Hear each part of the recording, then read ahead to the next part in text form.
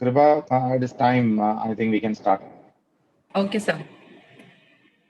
I hope I'm audible. Yeah. Yes, yes. Time and tide waits for none. In the midst of difficulty lies opportunity. When the going gets tough, the tough get going. These popular expressions or quotes stress on the fact that change is inevitable. In fact, change is always difficult and the major constant that tests the real mettle of a person. Good evening and a warm welcome to day 7 of the Global Interaction series on global strategies for education post COVID-19, organized by the Department of Management Studies and the Internal Quality Assurance Cell, Jane deemed to be University. I'm Krupa Mariam Charian, Assistant Professor, Jane deemed to be University, and I'm privileged to be your MC for the evening. Jain deemed to be University is ranked among the top universities in India and considered a cerebral destination for students across the world for its 25 long illustrious years and is the hub for learning in every sense of its word. Globally, humanity is going through very difficult times, and the challenging days seem to be never ending. However, insight into the scenario and strategies shared to us by our profound academicians through this unique global interaction series, I'm sure has enlightened each one of us and has given us a new vision to challenge these challenging times and create better opportunities within our new normal. Today, with a thought that originated in India, kickstarted by our dignitaries from Croatia, traveling through Ukraine, Azerbaijan, and Sri Lanka, we are all set to witness, experience, and learn virtually from our dignitary from Canada. Besides learning, I'm sure these 7 days rendered to each of us the experience of a virtual global tour and lightened our mind off the daily buzz and stress of remaining home and online formal class schedules. To formally welcome each one of you to the gathering and today's exciting interaction, I now invite Dr. Kannan Balakrishnan, Assistant Professor and Coordinator, Internal Quality Assurance Cell, Jain deemed to be University. Welcome, Dr. Kannan. Respected dignitaries, participants, a very warm good evening to all. The COVID-19 pandemic has created the unparalleled disruption of the education system, affecting nearly 1.6 billion learners in more than 190 countries. As per the United Nations statistics, closures of schools and other learning spaces have impacted 94% of the world's student population, up to 99% in low and lower middle income countries. The education disruption has had and will continue to have substantial effects beyond education. However, this crisis has stimulated novelty within the education sector. Accelerated changes in modes of delivering quality education has been visible all over the world. The Global Interaction series intend to examine and discuss the various pedagogical mock-ups put forth globally by top-notch educational institutions. Further, it also aims to deliberate the strategies adopted to streamline, revive, and revitalize teaching and learning. As the focal segments of the day are awaiting, I am not taking much time. The duty bestowed upon me today is to invite you all to the final day of this virtual Global Interaction series. Today, as the resource person, we have in our midst a renowned personality in the international academia. On behalf of Jain deemed to be University, I would like to take this opportunity to extend a warm welcome to the distinguished speaker of the day, Dr. Thomas Verghese, Chair, Finance Program, North Alberta Institute of Technology, Edmonton, Canada. Sir, we appreciate your presence and indeed happy to have you here. I am sure your experience and expertise will be enlightening to us. We welcome you, sir, to deliver the keynote address and lead the deliberations.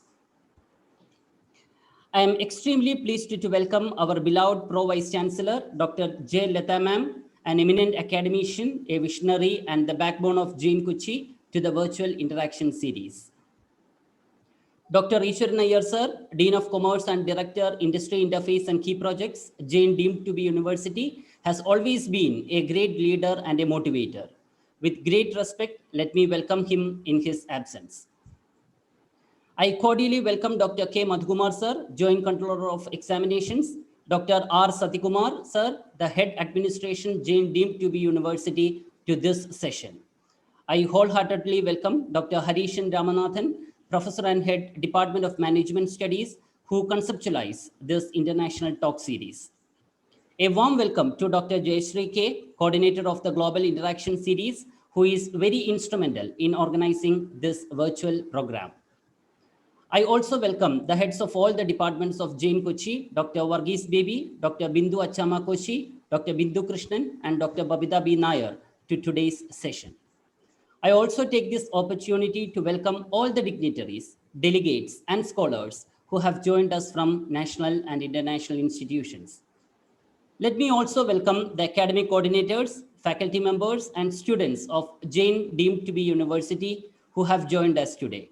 We look forward for your deliberations and active discussions in this topic.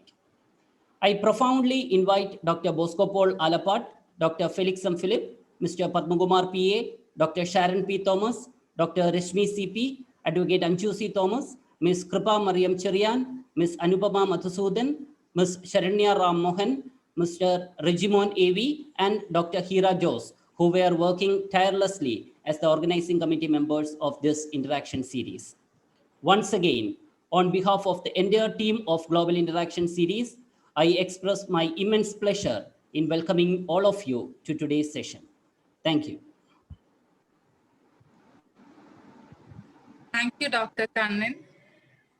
Next, to set the floor for the much awaited part of the evening, the real interaction, I invite Dr. Harishan Ramanathan, Professor and Head, Department of Management Studies, Jain deemed to be University, to introduce the keynote speaker for the evening. Welcome, sir. Thank you, Kripa. The last day of the event, we are all much relaxed, and the man from the cold place is there to address us. So it is my privilege, in fact, to introduce Dr. Thomas Varghese, who was silently instrumental in sowing the seed of collaborative education in my mind. Dr. Thomas Varghese is a chair of finance program at J.R. Shaw School of Business, Northern Alberta Institute of Technology, Edmonton, Canada. He is a statistician by profession, a faculty of science and technology at Nebraska University as well. Thomas has also taught in University of Alberta, University of Edmonton, and Seattle Edmonton campus. He has his education both in India as well as in Canada before joining the campus in Canada. He also had taught in Brunei as well as in India as well. He had published many papers of international repute in reputed journals as well as in different international conferences. And his area of expertise is in math, statistics, and internationalization of education. He has in fact opened doors for the students from Jain also to collaborate internationally with the students from Canada. So we hope that that program will get materialized in January 2021. So Professor Thomas Varghese, stage is all for yours. I welcome you to start the deliberation. Thank you.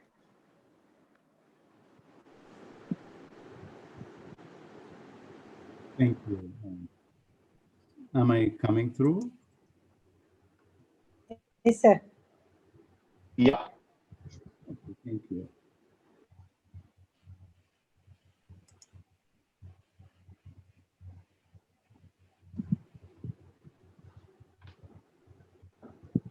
All right. Good evening, everyone.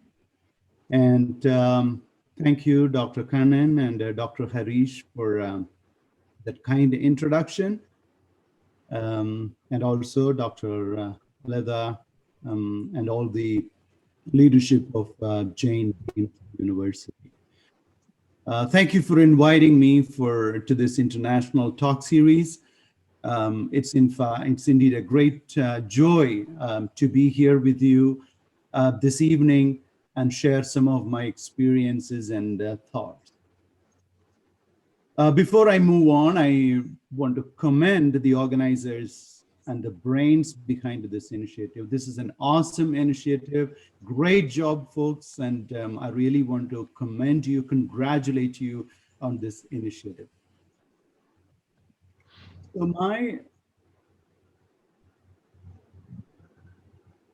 So I have planned my talk in 3 different sections. We will talk about the challenges faced.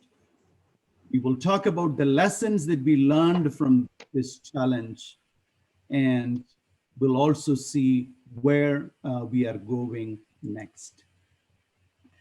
So to set the stage, I want to briefly touch on Canada, the province that I am in, and also the city I am from. As you all agree, Canada is not a strange country to Indians, right? People from India had been migrating to Canada since late 1800s. And the majority of the people, majority was Sikhs from Punjab region, and they mostly settled in British Columbia. It's another province. The first documented immigration from Indian subcontinent, again, was by the Sikhs of Punjab, and they arrived in Vancouver in 1904. So since then, more and more people started coming to Canada, and a lot of people from Kerala came to Canada in the 1960s as nurses and for higher education and so on, due to the change in the immigration policy. Today, approximately 30,000 Indian citizens are becoming new Canadian, new permanent residents of Canada each year, and tens of thousands are coming more to this country to visit the country, to work, and also study. So as you all know, Canada is the second largest country in the world. It occupies almost 40% of the North American continent. Despite the great size, it is one of the most thinly populated countries.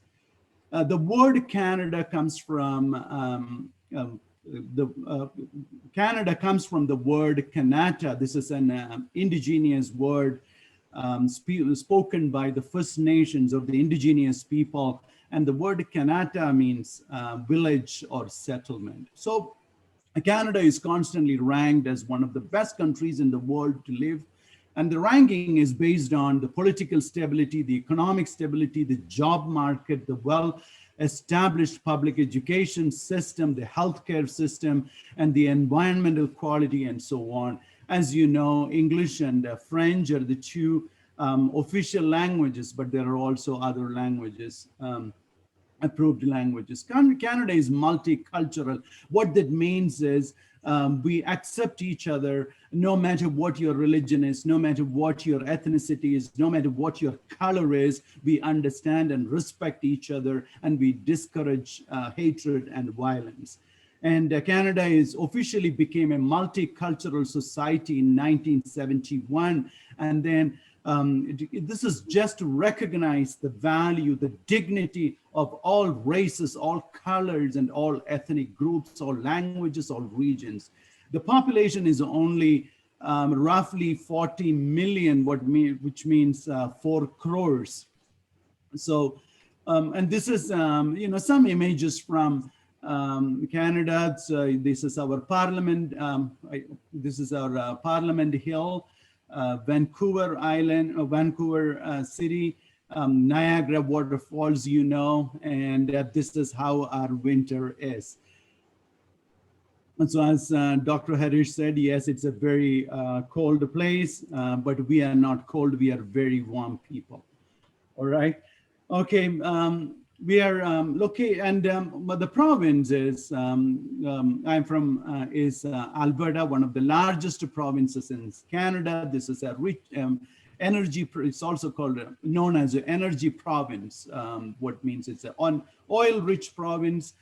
Edmonton and Calgary are the 2 largest cities, and we have lots of national parks. and we have a very high standard of living, and the population is not, again, it's not too much. It's only, I think, around 4 lakhs, I guess. Yeah, is the sorry, 40 lakhs is the population in Alberta. And as I said, the major cities are Edmonton and Calgary. So I'll show you some more images. So again, as I said, the standard of living is very high. The standard of living is very high doesn't mean that people are very rich. No, that is not what it means. Standard of living is very high means the amount, the quality of the material and the services available to the population is the same.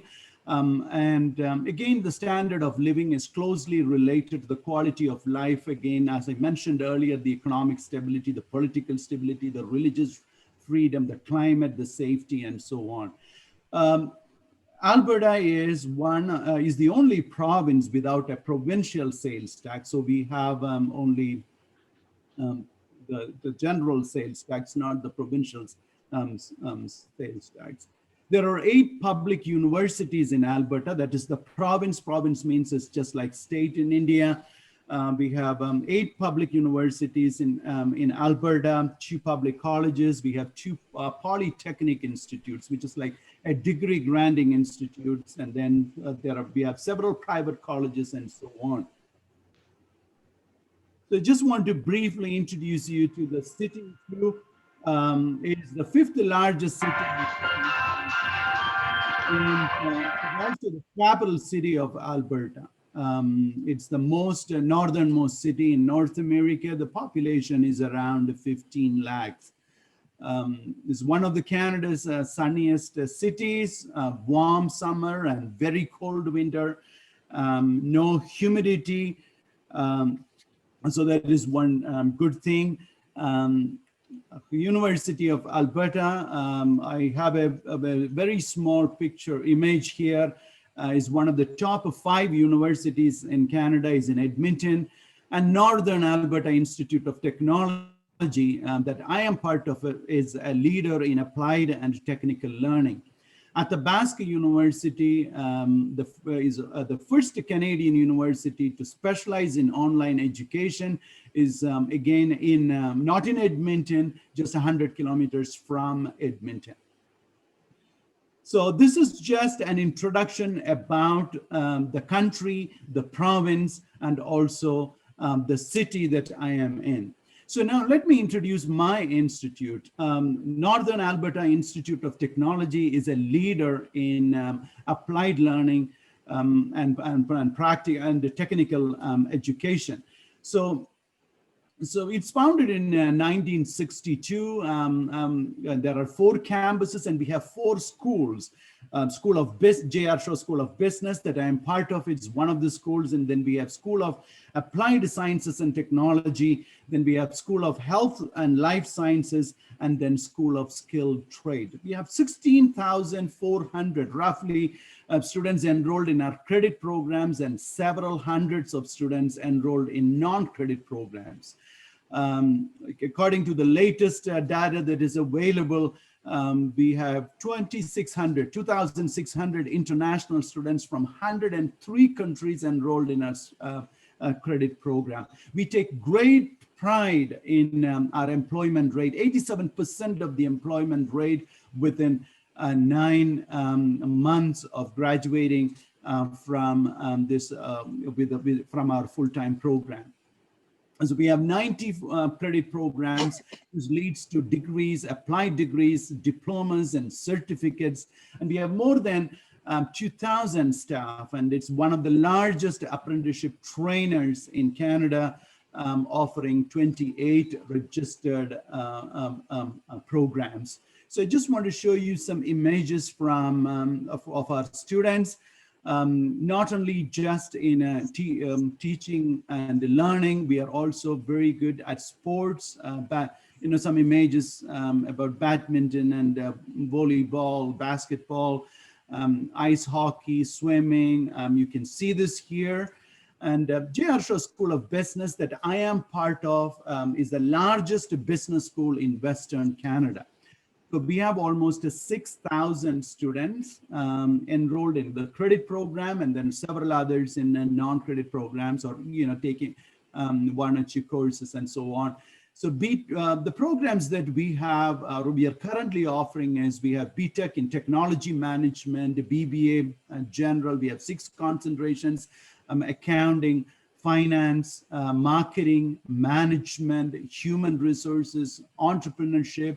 And so we have 6 business programs, a post-diploma in data analytics, and then we have a certificate program, which is applied financial services certificate. This helps people with a short-term 1-year program to get into workforce. So this is before COVID. You can see a classroom here. And then some of the activities. This is our stock market simulation lab. And this is the general, some images of our students. So people were enjoying banquets, people were enjoying their parties, the life was going on as normal, and then comes COVID. So let me ask you this question. Who would have thought at the start of this year that our lives will be completely changed in an unimaginable way because of a virus? Who would have thought that COVID-19 will create lexicons like social distancing, quarantine, local lockdowns, and national lockdowns? Now, this is part of our lexicon. Who would have thought that at the beginning of this year? Who would have thought that our normal life, the regular social gatherings, which is part of our life, just part of us as humans, will be suspended. The travel will be restricted. Schools and universities will be closed. We haven't even heard about it. Now we know that 100 years ago something similar to this happened, but before this we would not have known about this at all. I remember very clearly some of the fortune tellers from all religion, doesn't matter what religion, is saying that 2020 is going to be a prosperous year. 2020 is going to be a year where great things are happening, economic prosperity, and so on. Folks, I left Cochin Airport on the 7th of January. I left India after visiting my mother in Mavelikara. So I left India after visiting my mother, and my plan was to return to Kerala in beginning of July and come back beginning of August. So as soon as I reached Edmonton, probably a week or after I reached Edmonton, I booked my return ticket. But this virus completely changed our plans. We had to rethink, we had to reorganize, and this completely changed how we travel. This virus completely changed the way we work, the way we live, the way we interact. Now, with no vaccine and no cure so far, the pandemic has killed people in every country, no exceptions. The necessary isolation that we are imposed on even robbed the bereaved of a proper goodbye. I know of several people who, lost their loved ones, and they couldn't even bid a proper goodbye to their loved ones because of all these restrictions. Many of you probably know this image of The Economist. This was in March 21, 27, the cover of The Economist. This is a picture of a globe with a sign closed around it. So it was like the entire world is put to a pause. It was Winston Churchill who advised, if you are going through hell, keep going. So that is what we are going through now, walking through the valley of the shadow of death. Now, in the midst of this, I want you to, briefly mention how was Canada's response. Then we will look at how did NATE as an institute responded. And then we'll see what are the challenges that that the student faced. We'll see what are the challenges that the faculty faced, the administrators faced, and then we'll see what we can learn from this pandemic.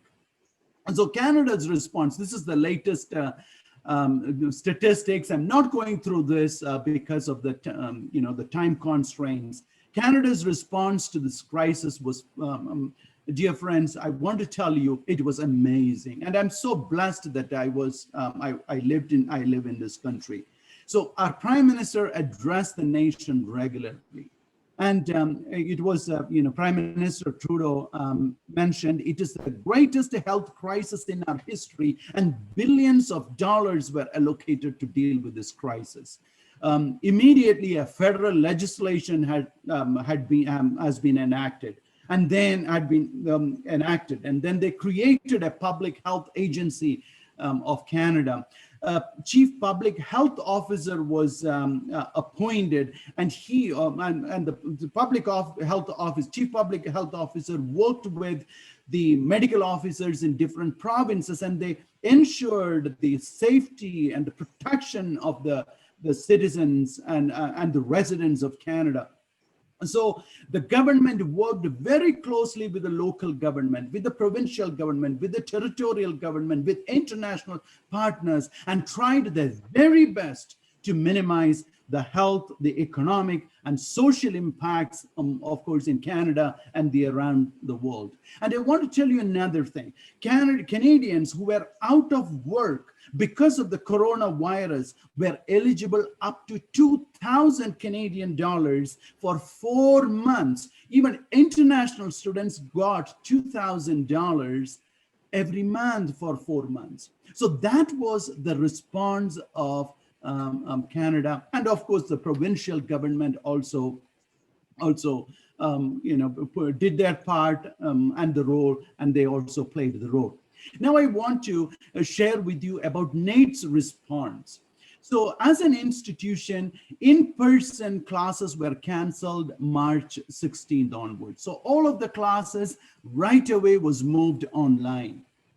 Then what we did is we changed the grading system to honors, pass, and fail. So rather than giving a percentage like 75 or 85 or whatever, so for every single course, we changed, I shouldn't say every single course, but almost all of the courses, we changed to HP and F grading system. Now, why did I say not every course? Because there are some technical courses that requires marks, a percentage, for them to do their provincial exam and so on. So for them, there was an exception, but in general, the grading system was changed to HP and F. And the enrollment and the tuition payment deadline were extended. Then would we change the spring and summer classes online? So here, there are 4 semesters. The winter semester is from January to April. Then we have a spring semester, which is May, June, a summer semester, July, August, and then fall semester from September to December. So spring and summer classes went online. Fall and winter primarily they became virtual. And there was restricted access to campus, social distancing, masks, use of sanitizer, and so on. Again, I want to bring some images from our institution. And this is specifically from, some of the images are from our department. So, disruption of classes caused challenges. It caused challenges to faculty. It caused challenges to administrators. It caused challenges to students. So in the next 3 slides, what we are going to do is we are going to see what are the challenges that we face, or the students face, the faculty face, the administrators face, and then we will move on to the next part of my presentation.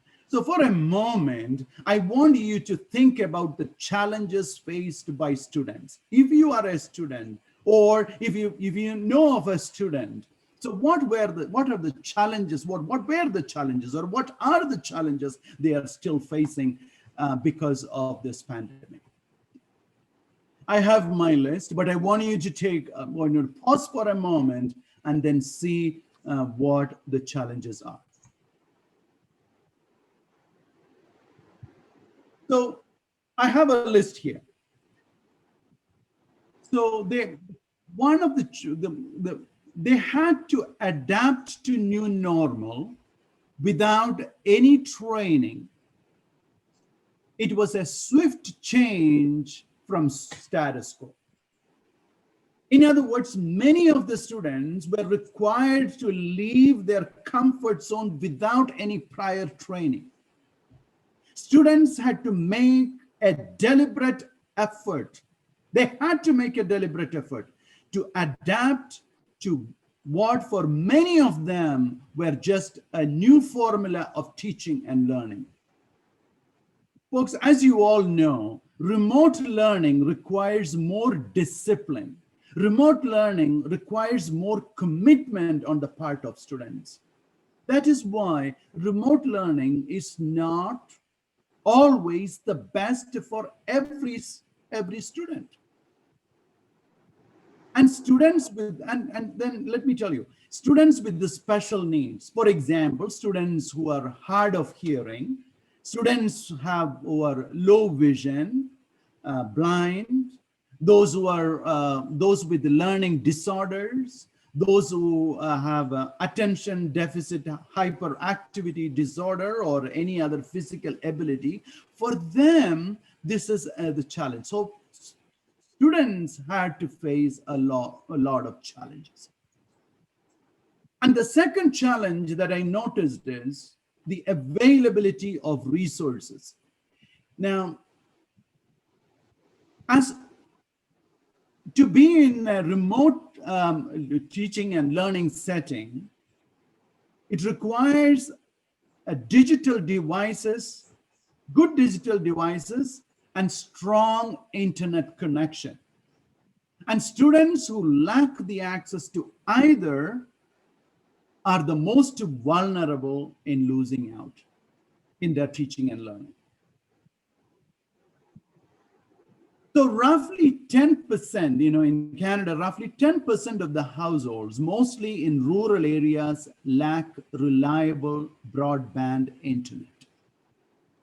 And students who did not have better devices, they could borrow from our institute. Again, just having a device alone is not enough. You have to have broadband. You should have strong internet connection. So students with accessibility concerns, Institute had to provide custom digital tools, but sometimes that is not even possible. So that was actually another challenge faced when we think about the resources. Some of the students, they did not have a private or a quiet area within their home environment. So again, it was challenging for them to turn the cameras on. It was challenging for them to focus on their studies, because if there are multiple people in the same room and everybody trying to use use different devices, then it's certainly a challenge. And along with the other household distractions, the students that we have come from a diverse, the population is very diverse. We have people, who are married, who have children. We have single mothers. We have single fathers. And then with the physical disability and, challenges and so on. And so there are several challenges they had to face. And the household and the distractions that I mentioned about, because there are several people in the same room. So it's again, it's very challenging to focus. Then domestic animals, right? The pets, the cat coming in and the dogs, and so the distractions again. So these are all some of the challenges. And one other thing is, because of all these challenges, many of the students could not turn their camera on. Or some people, purposely, they don't turn on their camera.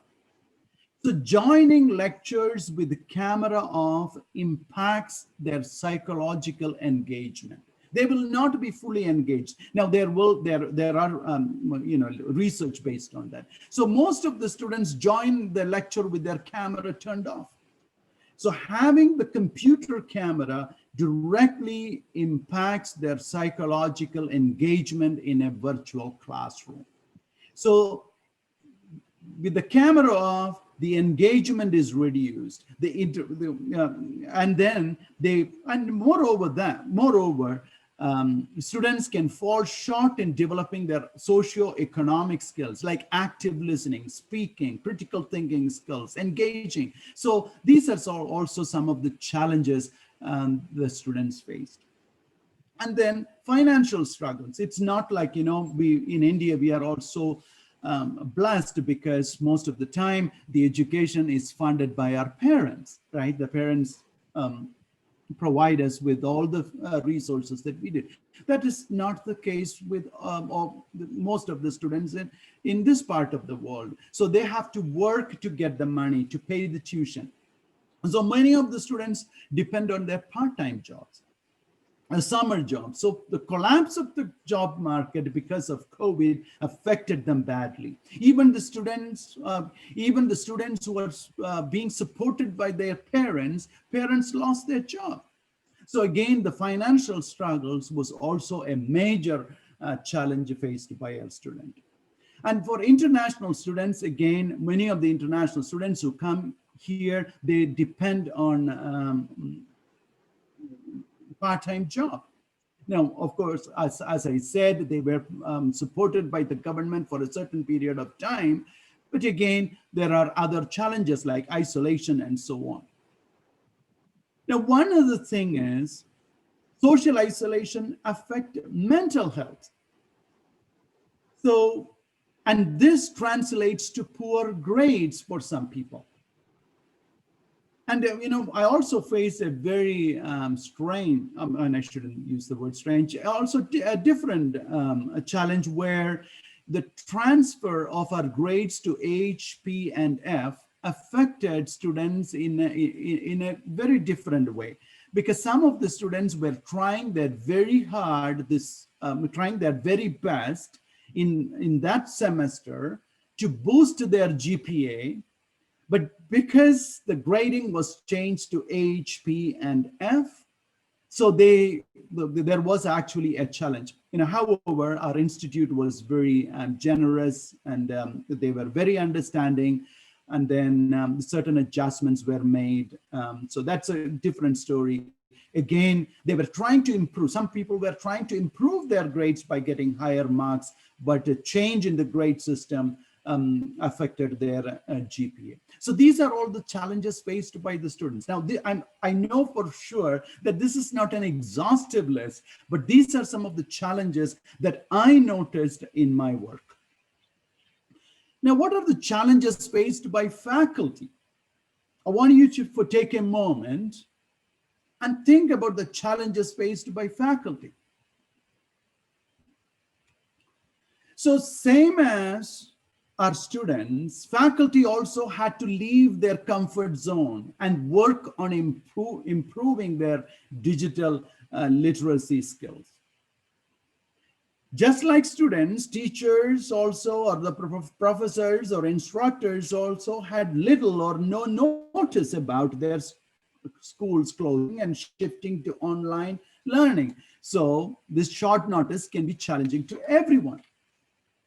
But let me tell you that our schools, J.R. Shaw School of Business, was in a unique position to move to online because almost all of our courses were offered in 3 different modes. So we had regular face-to-face classes, we had an evening section, and we also had online section. So we had been operating in this way in 3 modalities, offering most of our courses in 3 modalities.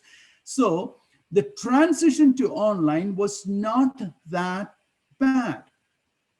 However, there were instructors who strictly focused on teaching the regular face-to-face session, and for them, moving to online with and adjusting their material, getting their material ready for an online delivery, and having that interactions and so on was also quite really challenging.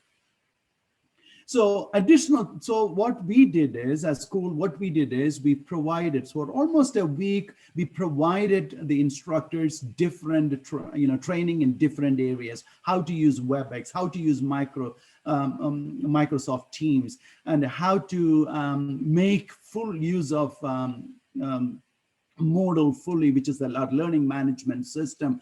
And then how do you engage with the students in an online environment? What are the different assessment techniques that we can use, and so on? So we had to attend several seminars and sessions to improve ourselves, or bring us up to the speed. So definitely it was added work for all of us. And the second thing is, added work in the sense, online teaching is not simply adding audio to the PowerPoint presentation. It requires a thorough training. It requires training on how to, as I mentioned before, engaging the students, how to do the assessment online without compromising the academic integrity, and how to design this quality online learning material, and how to spend additional time to get the material. So they had to spend the additional time to get the material online. So they had to do a lot of extra work. So it was in fact an added workload for our instructors. And one of the things is what we noticed is as I mentioned, some of the students are not very comfortable using these advanced online tools. So the instructors had to train students about technology with technology. Did you get what I'm saying? So the instructors had to train our students about the use of technology, using technology. So that is again an added stress to us. And as you all know, for instructors, feedback is very important. Now, the same way as I'm doing now, I'm speaking to some, tiles. I don't know what is happening behind this scene. So for teachers, visual feedback is very important. You will all agree with me. The visual feedback from the students helps us to gauge our teaching, helps us to see how the material needs to be presented in a different way, what needs to be emphasized. So, as I said earlier, students were reluctant to use cameras and microphones. So it made interaction very difficult, which added an additional stress level.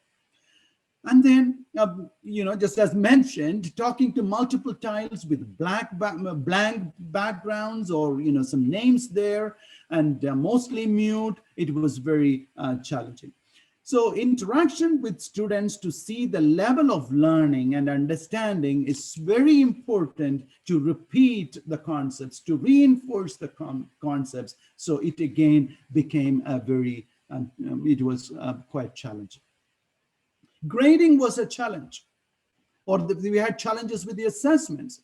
So grading was a challenge. Then the students missing assessment due to something, maybe they are affected with COVID, or they know somebody with COVID, quarantine, lots of stress things that add their stress level. So we had to, students missing assessment, so we had to be more empathetic, sympathetic, and we had to make adjustment and accommodations constantly. That is again, that was an added challenge for instructors. So, and how to administer the exams without compromising the integrity of the exam. So that is again, exams done remotely is not that easy. So again, they had to do a lot of learning. It was a huge learning curve for most of us. And then work-life balance. So the balance between work and personal life was also greatly affected. Due to significant increase of online activities, working time has blurred for students and also teachers. You know, sometimes I tell my friends that when I start here in this position at 8 o'clock, sometimes when the meeting can go up to 6:30 in the evening. So again, you know, there is that work-life balance was also affected. So we saw the challenges faced by students. We saw the challenges faced by faculty. Now let's see the stress of administrators. What did they have to go through? So they were also not exempted. Again, I want you to pause for a moment and then think about the challenges that administrators faced in this situation.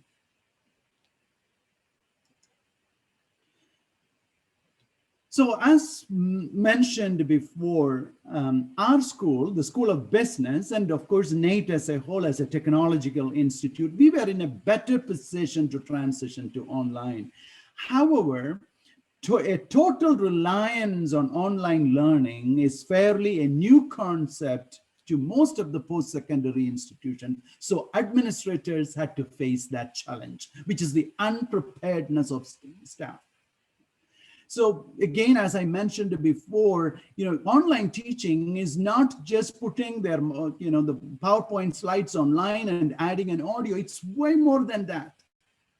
So we had to create, the administrators had to create a culture to empower people to do their job remotely.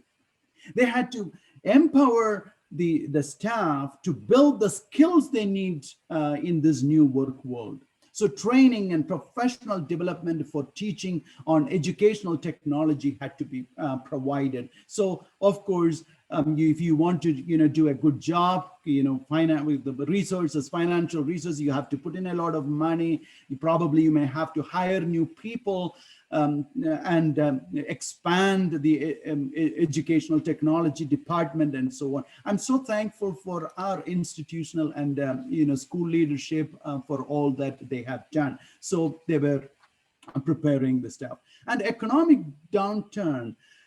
There was also a lot of financial implication. As I said before, if they want to expand on their educational technology department, if they want to hire new staff to train the instructors, to provide additional resources for the students, so of course it costs money.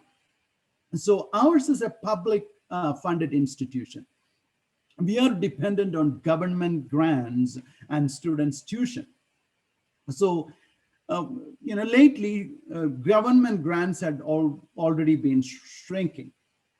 So due to the intake, due to COVID, the intake of international students was also affected. On top of that, because the institution is closed or shut down, then parking lots are empty, so no money through that. You know, food counters are closed, so there is no additional revenue coming there.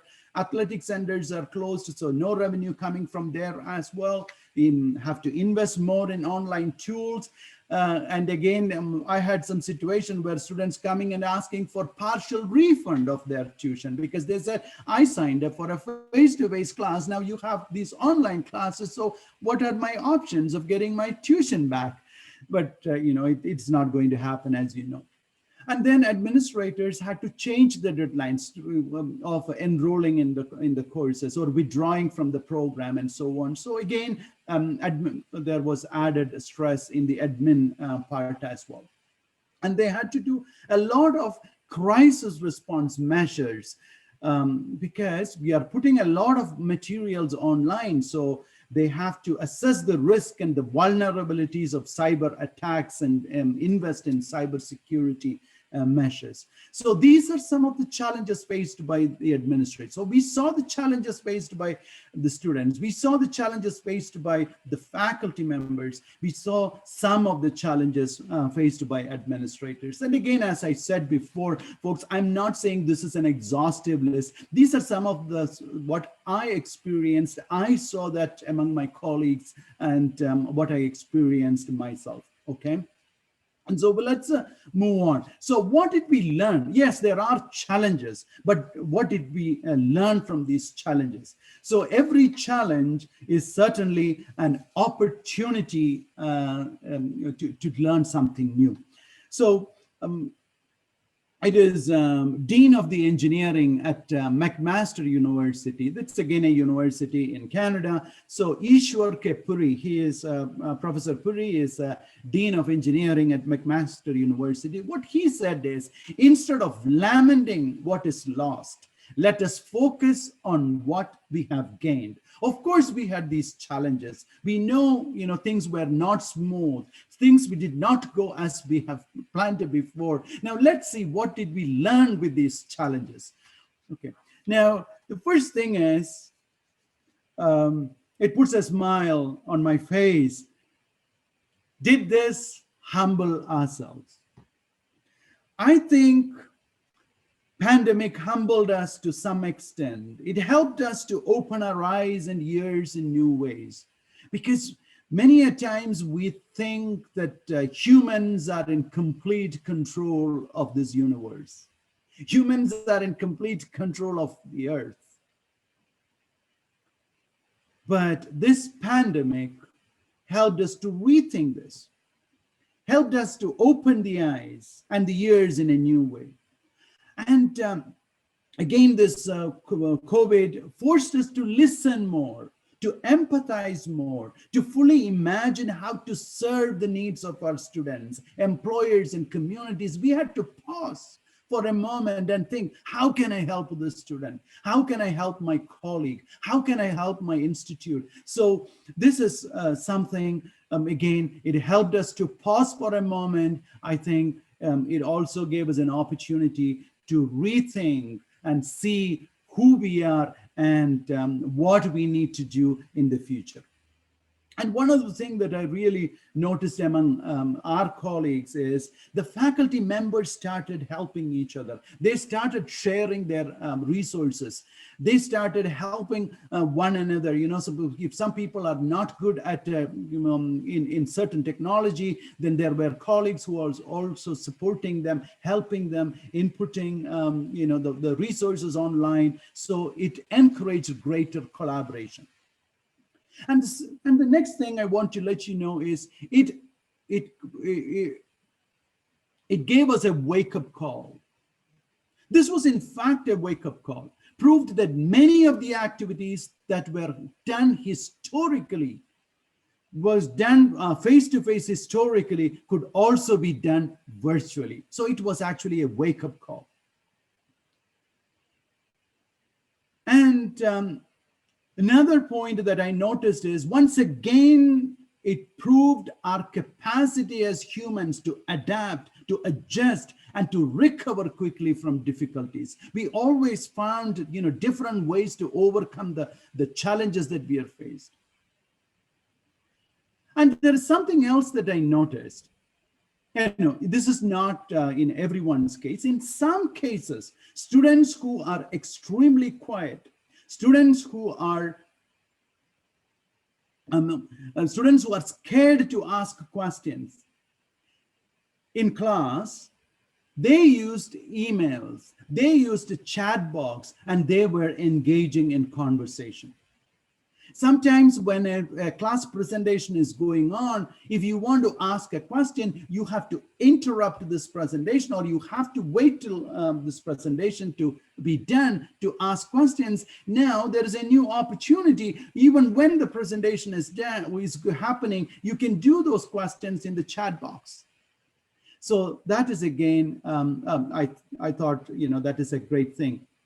And one other thing that I noticed, I didn't explore much, but what I noticed is their experiential and lab learning is also possible online. An example is the Faculty of Engineering at McMaster University have developed an education, have collaborated with an educational innovation company to develop a software that brings interactive and immersive lab experiences to students through virtual reality and gaming platforms. And this was, the first year engineering students learned the technical skills in virtual labs, and they applied them as a part of a team in a virtual design studio. And so this was a great opportunity, where when we always thought experiential learning and lab learning can only happen in person, it happened online. Now, don't ask me the details of it. I don't know too much about it. I will have to look into it later, but this was another opportunity. Now, look at the opportunities that I have right now to share with you some of my thoughts. If you had organized it during November 30th in India, there was absolutely no way for me to come over there and to share my thoughts. The reason being, this is that we are in the middle of the semester, and we have a teaching responsibility and the admin responsibility and all those things. So it was impossible. But now, because of this COVID-19, I'm able to reach out to you. I'm able to share my thoughts with you. So that is, again, something that we learned. It was a wake-up call for us. So before I move on, how am I doing with the time? How much more time do I have? Yeah, it is all okay, no problem. Okay. So what is next? I will try to finish as quickly as I can. So what is next? So what is our future? Now, the great thing in this world is not so much where you stand, but is what direction you are moving. So none of us has a crystal ball to use for absolute certainty and to say, okay, this is exactly what is going to happen after COVID. We don't know. But from some of the observations, I know for sure that there is no back to normal. More and more students, I think, will opt for virtual education, flexible. Institutions will have to invest even more on online platforms. So why did I say there is no back to normal? Because institutions have already invested a whole lot of money on online platforms. So they have to continue to use it. So there will be more online virtual learning. And students now, they know they could learn from anywhere. And so they may opt for virtual education. So what that means is we will need to reboot the post-secondary education. We may have to revise our mission. We have to revise our goals. We have to revise our strategies of our institutions. And folks, it will take years to recover. You agree with me, and we all agree about that. It will take years to recover from the economic impact. So economic impact will also result in something else, which is called scholarships and bursaries.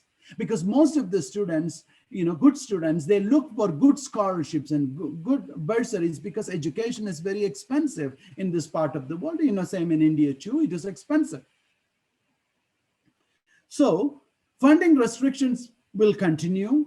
Economic impact will reduce the scholarship. So naturally what happens? Tuition fees will increase. When tuition fees will increase, then what is the result?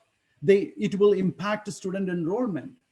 So there is a possibility. No, again, I'm not using any crystal ball. It's just my observation. There may be a possibility of a two-tier system where people who are rich, who can afford and who like face-to-face learning, they may go to one system of education, and people who want that flexibility, who can't spend that much money, maybe there is an online version which is less expensive. And smaller institutions with a smaller number of students may not even survive. One other thing that of the possibility is micro credentials. Rather than going with this, diploma and degree and masters and so on, there may be some short term, micro credentials where you will get mini qualifications. Yeah, that's the word that I was looking for. Mini qualifications that will demonstrate your skill, your knowledge, and your experience in a given subject area. Right now, MIT is offering that. There are some micro masters program. They don't even have any standard academic prerequisite, and their applicants, you can even be a high school graduate for that. So maybe there will be more and more micro credentials, and employers, rather than looking for diploma and degree and masters, they may be focused more on micro credentials. Artificial intelligence and machine learning, they will have a major role to play in higher education. Again, I did not explore much on that. I heard that Georgia Tech is using artificial intelligence based on teaching assistants in their online program. So that is another possibility that many institutions will explore. Then the agility, people are not just looking for your knowledge in the subject area. It's much more than that. From now on, it will be much more than that. How will you respond to challenges? How can you move and easily adapt to changing circumstances? What is your ability to think and understand it quickly? I think this is going to be a top priority in the post-COVID job market. And again, increased online conferences and PD opportunities, because the funding, our institution banned all unnecessary travels. We can't travel. I can't say, there is a conference in Kochi, I have to go, I'm, delivering a lecture there. I can't travel. All travel is frozen. So what happens in post-COVID period, because of the restrictions in finances, then there will be increased online conferences, increased PD opportunities. And as I said before, because of the advanced technology where experiential and lab learning is now possible, probably student from Edmonton will be doing their internship in Kochi. And a student from Jane deemed to be university will be doing their internship in probably Toronto, all online, don't have to move away. And then, so this is again another opportunity that is possible. And something that makes me really smile is there will be hand sanitizing stations from now on in every educational institution. You will be forced to wash your hands and use hand sanitizers all the time. So that is again a possibility in post-COVID period. So folks, yeah, it was a non-stop talk for me. So if you have any questions, I can take some questions. But my apologies. I think I ran out of time a little bit. Sorry about that. Thank you so much, Dr. Thomas Verghese, Chair, Finance Program, Northern Alberta Institute of Technology, Edmonton, Canada, for your thoughtful insights and strategies for education post-COVID-19. I don't think you need to apologize in any manner, sir, because your talk was totally insightful and it was really enriching. The manner you structured it, the manner you delivered it was, I think it was dot on, and we all were engrossed into it. And we are so thankful that you accepted our invitation, and also thankful to the new normal that we could have you in such a platform to interact with us. So right now, as Sir rightly said, the floor is open for questions. So if you have any kind of questions that you would like to ask him and know more, please feel free to put it in the chat box or in the Q&A section. So sir, you have quite a few questions. So I'll take the first one. It's from Dr. Simi Kurian. So she has asked, great presentation, sir, and the insights you shared were really enlightening. Professor, you have spoken of HPF system of evaluation and grading. Could you tell us about what percentage of students actually fell into these categories? Did your university engage in some remedial session? Wow. Don't ask such hard questions. All right. The HP and F grading system, what is the 80 to 100? Just give me one sec. 80 to 100% was honors. And pass was 50 to 79% we gave as pass, and then 49% or less was fail. Now, did we do a remedial sessions? It wasn't a remedial session as such. As an institute, we did not organize, but if students had, some questions, they could always reach out to their instructors, because we have office hours set, and we were very open, very flexible. So we didn't have any remedial sessions as such, but this is how we graded. Honors 80 to 100%, we just called it. So if someone got 81% or 81% and somebody else with 99%, both honors. Somebody who got 50 and 79%, they all were graded as pass. And it doesn't matter whether it is 49 or 7%, is just fair. Hope I answered your question. Thank you, sir. And thank you, Dr. Simi, for that wonderful question. Next, we have a question from Jason. He's asking, sir, we know how welcoming Canada was pre-COVID towards people trying to settle in there. Is it still the same, or has it undergone a shift, especially for students like us? I think there are some restrictions. I don't know the details, but my understanding is no new international study permits are issued. But probably it's going to change, because Canada, Australia, New Zealand, England, these are some of the countries where the institutions depend on international students. As I said, the public funding is decreasing, and international students pay more money than the local students. So institutions have to depend on international students. So I think even though there are some restrictions right now, it will be relaxed. It got to be relaxed. Okay, so Jason, I hope that's that's a good reply for you and a positive one. So any more questions? Yeah, I see Sachin's question about, okay. do you think that, oh no, did I miss Sachin's question? Oh, okay. No, Do you think that traditional colleges and universities will sustain at this rate? That's a very good question. As is with what we did prior to COVID, if we are going this way, again, I don't have a crystal ball. I cannot predict what is going to happen in the future. But one thing I know, as is in the status quo prior COVID, I don't think traditional colleges and universities will sustain, because people have a new experience now. People know that experiential learning is possible even remotely.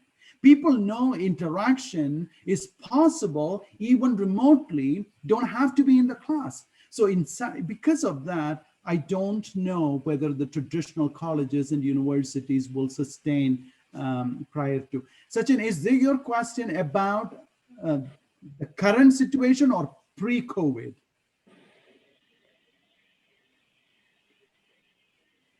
Okay, I get the second part of it. Will online education conferences become mainstream in the near future, irrespective of whether there is pandemic? Yeah, that's a good point. Yes, it may, because of this advanced technologies, and the institutions are have invested quite a bit on upgrading their technology. So how can they go back from that? They have to make use of those advanced technologies, their investments.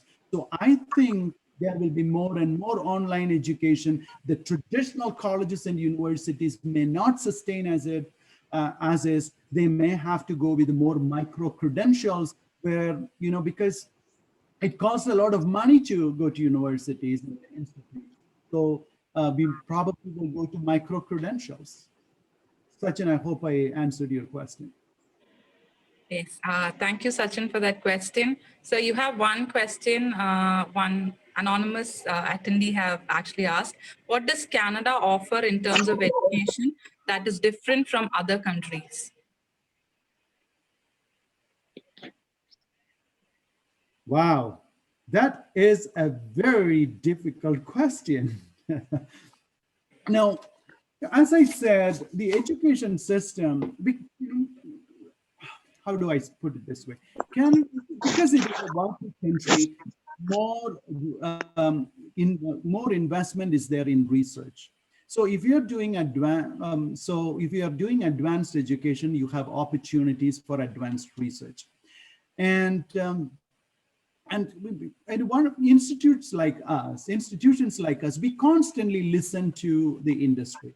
So whatever changes happens in industry, we try to incorporate that in our curriculum as quickly as we can. We have a program advisory committee meeting every year, or even sometimes even more than that. So we hear from the industry, and then based on their needs, we make changes in curriculum, and we respond to that. So that is probably one of the things that is better in Canada than other, maybe compared to India. When I left, it was very traditional kind of learning, right? I think recently there had been a lot of changes.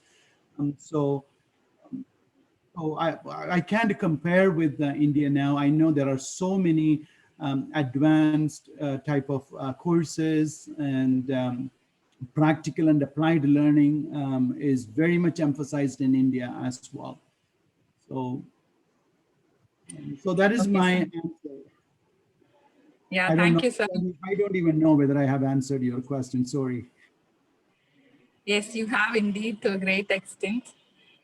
You have one more question, sir. Does the current scenario create implications in mental struggle to students? Yeah, see, as I said before, we are, social beings, right? We need to talk to people. We need to see people. We need to mingle with people. Living in, I remember when I did my master's in a postgraduate studies. So we were living in a residence, which we called hostel, right? So we have several people, different, different, what do I say? Different ways of thinking, different so being able to interact with the students, help us in conflict management and so on, right? So when you are isolated, probably it's very hard to learn that type of soft skills. So yeah, so there will be challenges. There will certainly be challenges. Yeah. Okay. So we have another question from Lionel. He's asking, so what fields of studies do you think will boom post-COVID? I'm hearing EduTech has a very blissful future. So is that your same opinion? Yeah, I think, yeah, educational technology, there will be a huge boom. Again, it's very, yeah, anything relating to technology, yes. I remember data analytics, that is another area which is improving. It's another area that you can focus on. Statistics, of course, we need data, we need to analyze, we need to make decisions based on data. So data analytics, statistics, education technology. So these are some of the areas. But even then, rather than going, I don't know, again, it's just my observation, right? Rather than going a master's and PhD and undergraduate program and so on, maybe we will be more into micro credentials in a very specific area. You get that that degree or that shorter credential, and then move on to the workforce. So that may be an option too. Okay. So we have one more question. Thank you, Lionel, for that. Next is from Judy.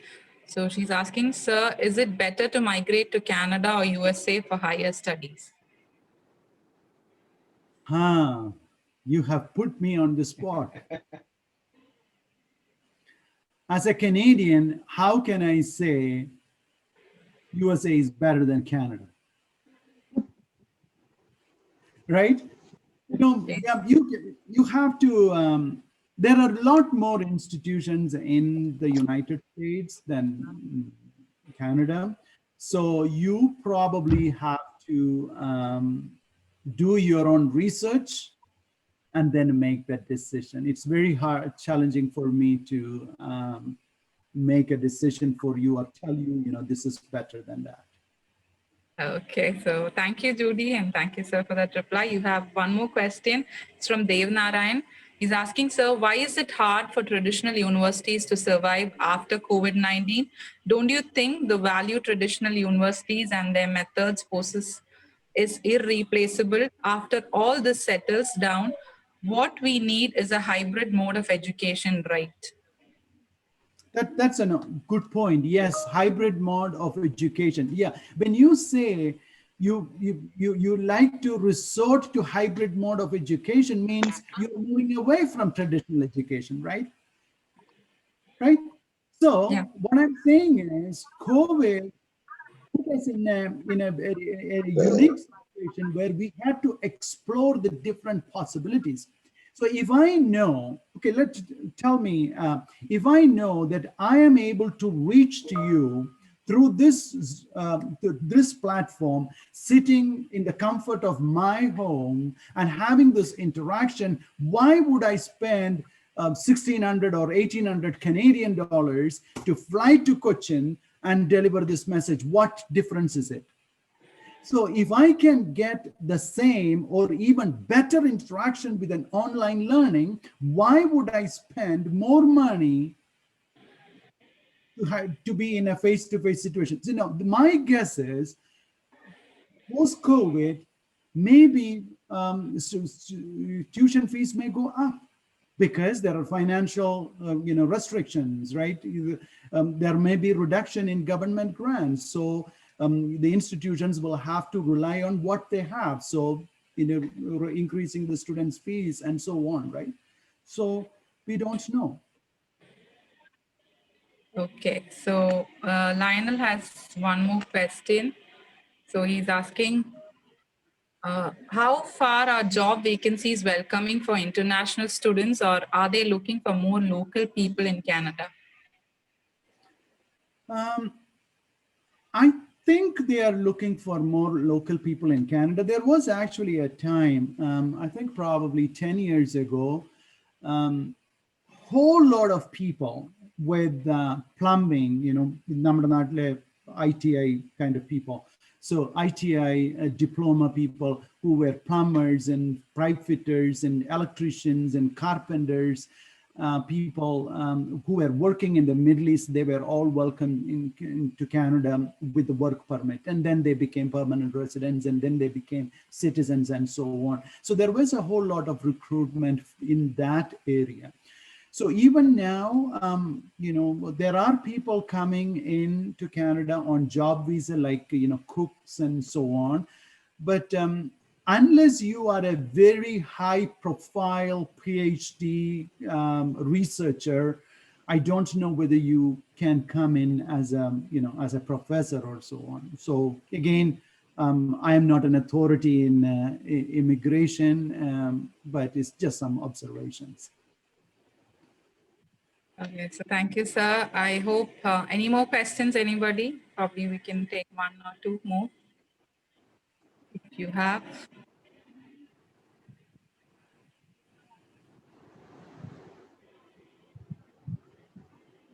Okay, I think it is all over.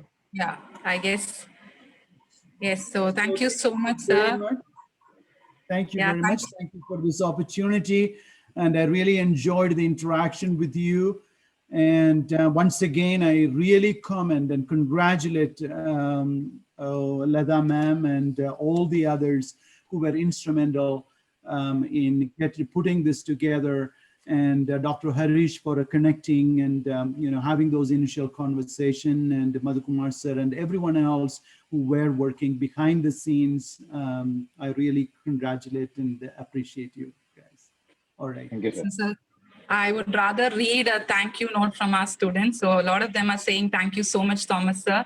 You provide great insights for us. Looking forward to seeing again, sir. Loved the session. Wonderful session, amazing session. So you have a lot of compliments coming your way from our students as well. So thank you so much, sir, for your time, for your interaction. And thank you all for your active participation. Now, without you, we'll go ahead. So Dr. J. Lada, Pro Vice Chancellor, Jain deemed to be University, is our constant pillar of support and encouragement for all our constructive endeavors. She has 30 years of service in teaching, research, consultancy, and administration in the Department of Technical Education, Government of Kerala, and known to be the First Lady Vice Chancellor of Cochin University of Science and Technology, Kerala, India. She is a strong personality and a true academician who has boldly challenged all odds and risen to victory. It is indeed a privilege to be within her leadership and guidance and have respected ma'am, Dr. J. Lada, to pronounce the concluding remarks for this enriching 7-day global interaction series. With your permission, I now invite Dr. J. Lada, Pro Vice Chancellor, Jain deemed to be University, to deliver the concluding remarks. Welcome, ma'am. Thank you, Kripa.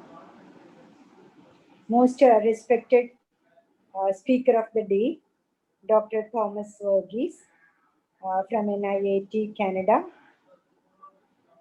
Respected Madhukumar sir, Satikumar, Dr. Harish, Kripa, Jayashree, of department, and dear student friends, dear faculty.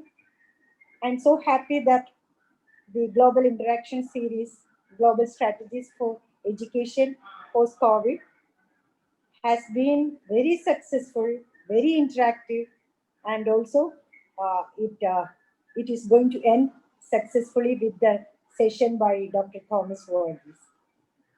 I was listening to him throughout, as the students said. I also felt that the session was really amazing, wonderful, and very informative.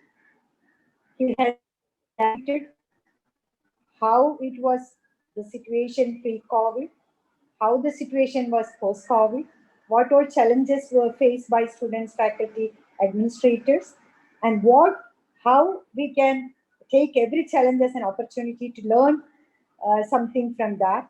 All this he narrated with examples, and we also felt the same situation which we had faced during post-COVID period.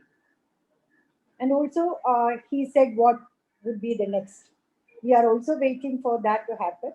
As one of the students uh, actually pointed out, it should be a hybrid model. That is what we feel like, because as Dr. Thomas Verghese said, we have invested a lot for carrying out these online sessions.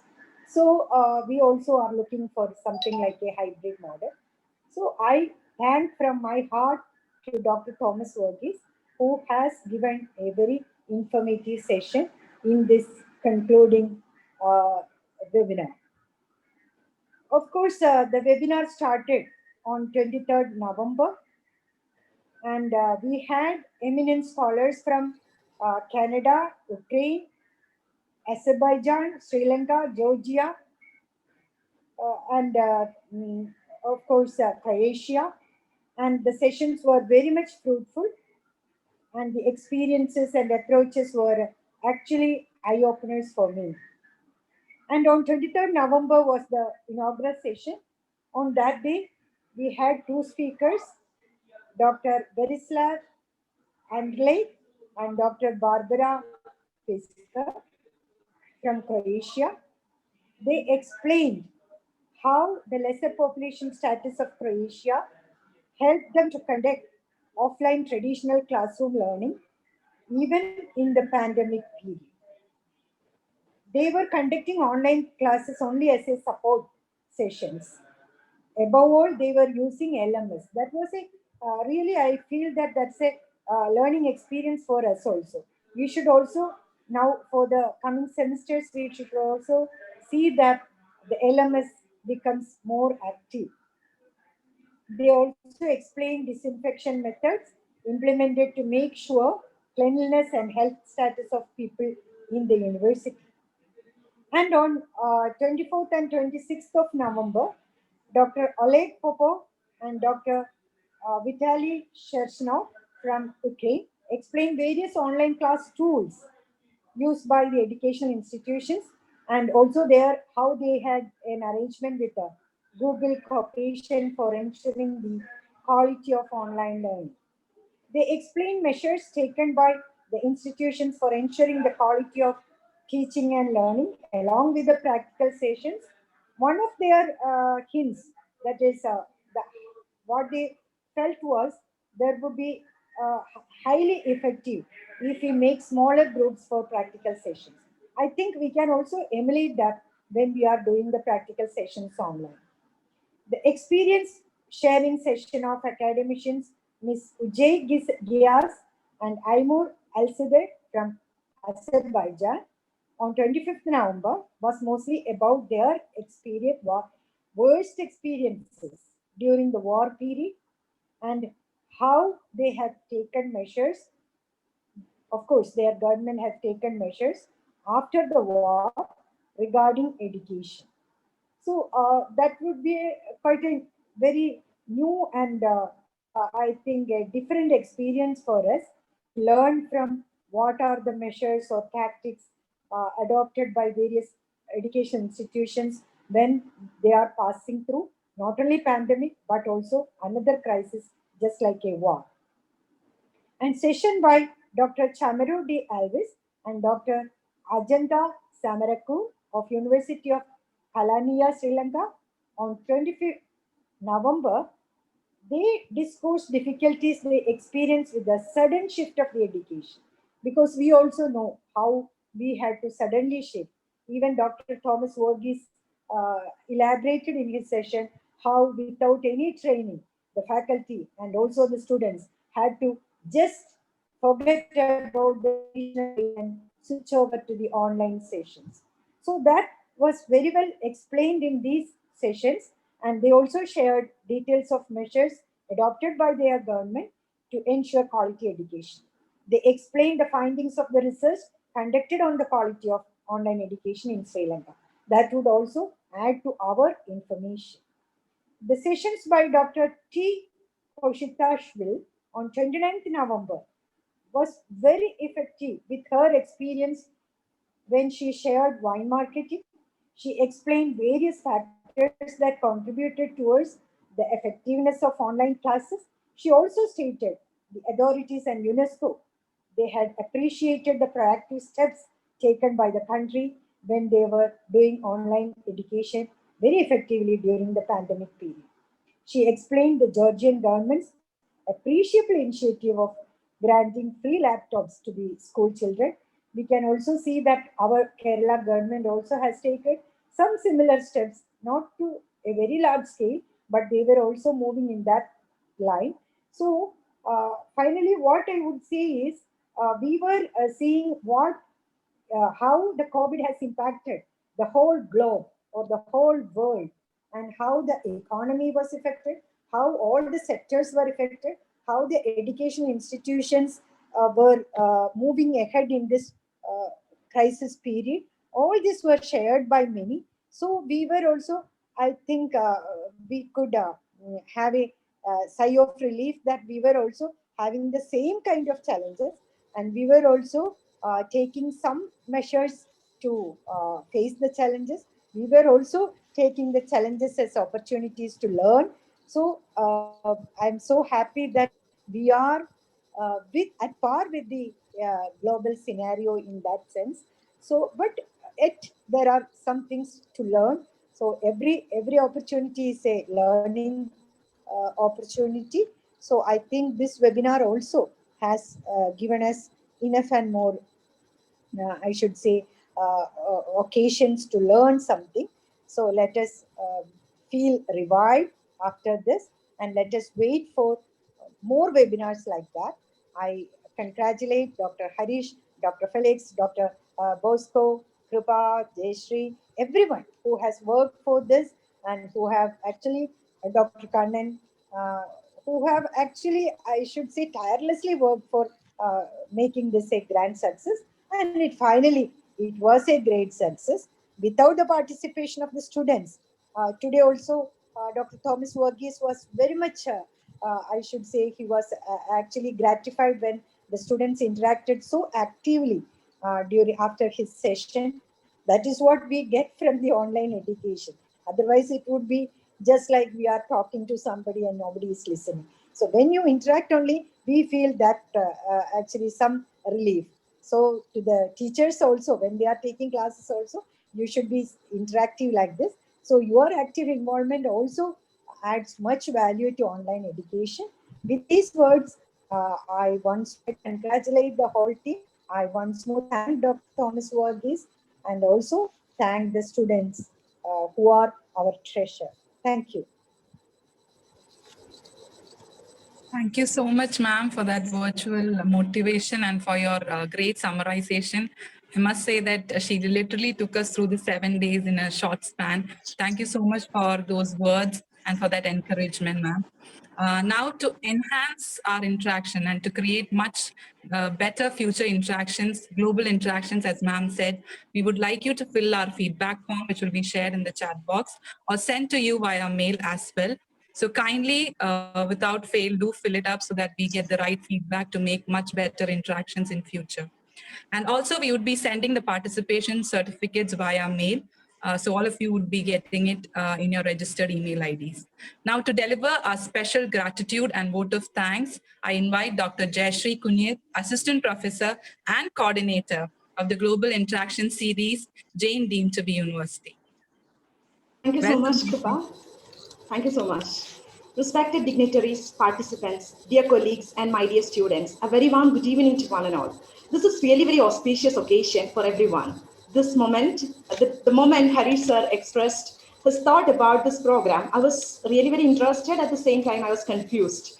Like my confusion was like how we are going to arrange such a huge program. But at this moment, I'm really very happy and proud that we could arrange such a wonderful program very effectively. And now we are going to conclude this top series very successfully. I am Jayashree Kekuniyat, Assistant Professor, Department of Management Studies, Jain deemed to be University, Kochi. Today, I am entrusted with the duty of thanking everyone for their efforts, participation, and involvement. I am worried because I don't think I'll be able to express thanks with my limited words.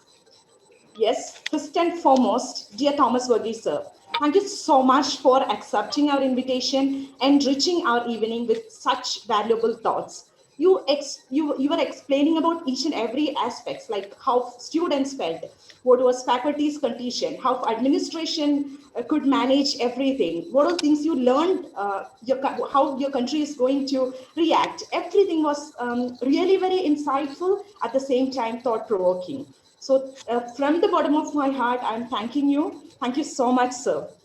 Of course, I have to take this opportunity to thank all our beloved academicians from various parts of the globe for accepting our invitations and enriching our evenings with their valuable thoughts and their thought-provoking words. Thank you, everyone. I have to thank all our patrons and top management officials for their constant support and motivation. You guys are always there for supporting us. Thank you so much. Dear J. Leda ma'am, our beloved Pro Vice Chancellor, Jain deemed to be University, Kochi. Ma'am, you are always inspire us. And thank you so much for your encouragements and motivation and support. Thank you so much. Always you are there for everything. Respected Ishwar Nair sir, one of the strongest pillar of Jain deemed to be University, Kochi, who are always there for us, and he motivated us with his words and actions. Thank you so much, sir. I have to thank Dr. Madhukumar sir, Dr. Sadikumar sir for their esteemed presence and valuable suggestions. Thank you from the bottom of my heart. Dear head of the departments and dear faculty members of Jain deemed to be University, Cochin, thank you for all your valuable supports and motivation. A biggest love to all my dearest coordinating committee members for your day and night efforts. Our teamwork made this program really very successful. Thank you so much, Bosco sir, Felix sir, Patmumar sir, Sharon ma'am, Rashmi ma'am, Anubama, Kripa, Anju, Hira, Regimon sir, Sharanya. Thank you everyone. No words to express your efforts. Our biggest love, and this is just a reminder. We have lot many things to do. Best is yet to, and we have to work miles to go before we sleep. And I expect similar kinds of teamwork and effort from everyone's side. And that is the only thing what made this program this successful. Of course, without mentioning these four names, I don't think I'll be happy. I'll be finishing this word of thanks session with a happy face. Dearest Hari sir, my teacher, my research guide, than that, really very motivator of mine, and like each and every single JNate. Sir, thank you so much for everything, for molding us and reminding us what this world is expecting from us. And you are the one who always taught us like what is the meaning of Nishkama Karmana. Thank you so much, sir. Thank you, Jayashree. Dear Kannan, my fellow coordinator, we arranged a program, we organized it effectively, and it is going to culminate soon and culminate it successfully. Our discussions, patient listening, corrections, I cherish all those moments. And a big thanks, and I wish for similar kinds of endeavors with you every time. Thank you so much, Kannan, for everything. Thank you, thank you. And of course, the very first appreciation we received from public and everyone was about our brochure, the international quality maintained while preparing that brochure. All credit goes to our own students, Sharan Krishna from BSc IT. Sharon, you're amazing, your passion, your enthusiasm, and that. And I'm really very confident that you're going to touch Senate of Success, because you always listen to us whenever we insisted you that you have to make these corrections within within this time. You were ready to accept. You were ready for all those corrections. Thank you so much, Sharon, for your efforts and your time. Another student, my dearest student, Renis from IT, Department of IT. He's the one who made those certificates, and he is not here, but at the same time he was always there with a single message. He came and he worked with us. Thank you so much, Renis, for your efforts. I'm taking this opportunity to thank each and every participant. And like your participation, your esteemed participation, and your valuable suggestions, your valuable insights, everything really very important for us. And we are expecting similar kinds of participation and uh, uh, all kinds of help from your side as well. Thank you so much, dearest participants. And of course, I have to thank it's my own students for your time, effort, and your questions, your moments, everything. Thank you, everyone. Thank you for everything, and really very good day for everyone. Thank you so much. Thank you so much, Dr. Jayashree, for that heartfelt thanks to each one of us. I think she didn't even leave one person, and she literally touched every person who has helped her coordinate this so successfully. And we must say that this was not possible without your right coordination. And all the students whom she mentioned, a special thank you to you for helping us teachers do this digital platform virtual conference so well. So thank you to all of you. Now we have come to an end of our 7-day interaction series. And as rightly mentioned by all our dignitaries, it was indeed a great pleasure to have people from different regions, from different countries all over the globe to share to us the scenario, the strategies. And I'm sure, as rightly said, that we would bring it to effectiveness and use it for our betterment in this new normal. So with this, we have come to the end of a beautiful 7-day, and we want to thank you from the bottom of our heart for your presence throughout this 7-day and making this a grand success. Thank you to each one of you, and wish you all a great evening ahead.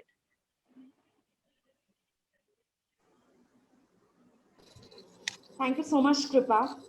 Thank you. Thank you all. Thank you, Kripa. Thank you, Harish, Kannan. Thank you, sir. Thank you. Yeah, Thank you, yeah. sir. Thank you. Thank you. Harish, Thank you. sir, thank you. Kannan, Harish, and Thank all you. the team Thank you, sir. members, all the team members. Yeah, Thank you, sir. very good. Thank you, sir. Thank you.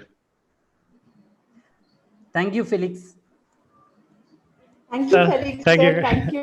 Bosco, Thank sir. you. Thank you, Anju, Thank you. Thank you, sir. Thank you, everyone. Sharanya, Padmumar, sir, Bosco, Bosco, sir. sir. Okay.